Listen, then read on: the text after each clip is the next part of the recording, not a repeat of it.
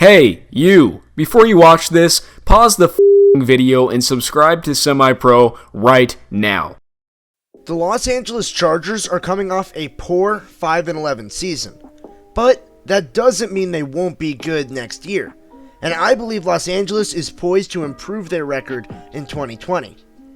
In 2018, the Chargers finished with a 12-4 record, made the playoffs, Anthony Lynn was considered one of the best head coaches in the NFL, and LA was in the perfect position to compete with the Chiefs in the AFC West in 2019.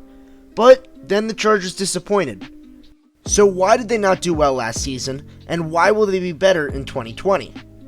The first reason the Chargers disappointed is because they just could not seem to close games out.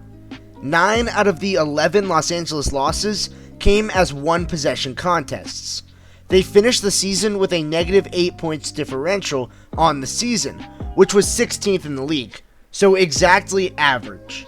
They weren't great, but they weren't nearly as bad as their record suggested. They were average with a below-average record, and because their record wasn't as good as it should have been, it led to scrutiny to the team, but most importantly, Anthony Lynn.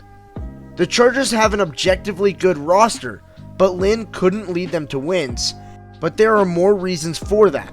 The Chargers as an organization just don't have the support in Los Angeles to fill a stadium, so much so that they can't even fill a stadium with Chargers fans, making it feel like they play 16 road games a season, and they feel like the forgotten sports team in LA, which makes it difficult to draw on high-profile free agents.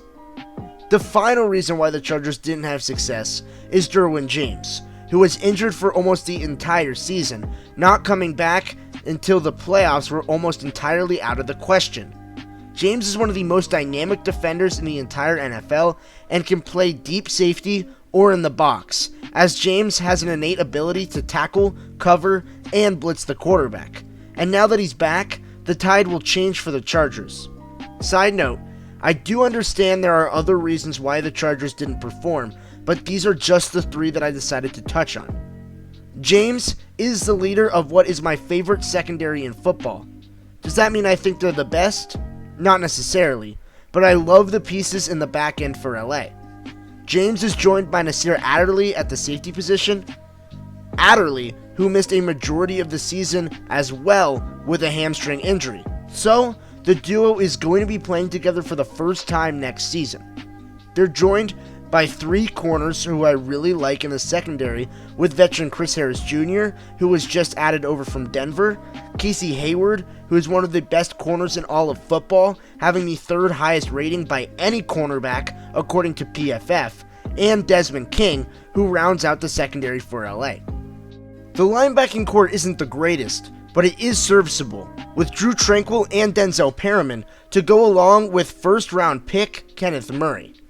The defense is headed up by the defensive line, with a dominant pass rush duo of Melvin Ingram and Joey Bosa, who both made the Pro Bowl last season, with Bosa being one of the best pass rushers in the entire NFL. The duo sandwiches Linval Joseph, Justin Jones, and Jerry Tillery in the middle, who are all effective run stuffers.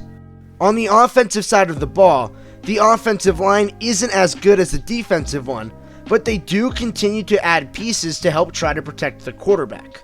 But the real highlight of the offense is the pass catchers, and that includes Austin Eckler out of the backfield. 2020 is going to be the first time where Eckler is the premier back, as Melvin Gordon is finally gone. Last season, while in a split backfield, Eckler racked up 92 receptions, and that number is only going to go up now without competition for the starting job.